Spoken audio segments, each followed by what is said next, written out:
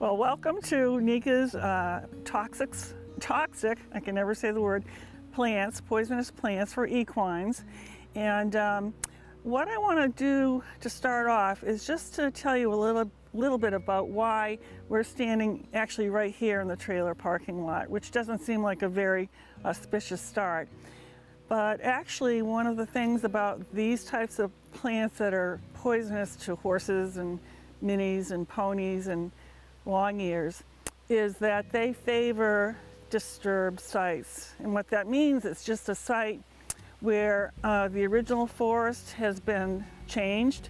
So either it's been logged or the earth has been moved by machines. There may have been a fire.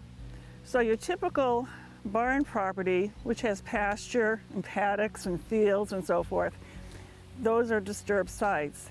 And that's where these poisonous and toxic plants like to live. So of course this trailer parking lot here is a typical disturbed site. And Jeff noticed that these plants are really, all kinds of plants, are really just crowding each other on the edge of this gravelly parking lot. And this is the typical place where you're going to find these plants, on the edge between, say, a pasture and your woods. And right here where we are standing, there's at least 4 or 5 of these plants. And they happen to be 4 or 5 of the most toxic plants, actually.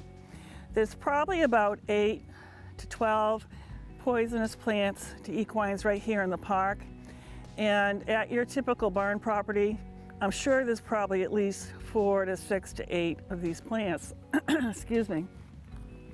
The other thing you might want to know about these plants is that where they do grow, they're common. So it's not just like there might be one toxic plant in all of this. Of the 4 or 5 or 6 that are here, they're typically very common in this North Quabbin area. They're not unusual at all. And also where they grow, often they tend to grow in abundance. So you'll see several in a small spot, or you'll see a mound of them. So, you know, they're common and they tend to grow abundantly. So you want to keep that in mind.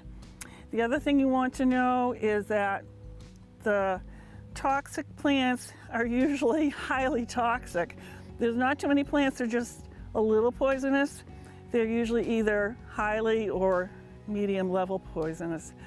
And if your horse has symptoms, and I won't get into that really, but you know your horse, you know your equines, if they're off at all, have anything from lethargy to elevated heart rate, difficulty breathing, colic, diarrhea, unfortunately coma, and ultimately death for many of these poisoning cases. Those are the sorts of things that happen to your equines. Unfortunately, the vet cannot treat the specific poison. The different plants have different toxins, and there's no antidotes for these toxins. So all they can really do for your animal is flush its system out and then treat the symptoms.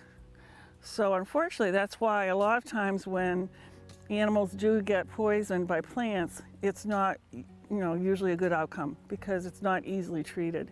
There's no antidote.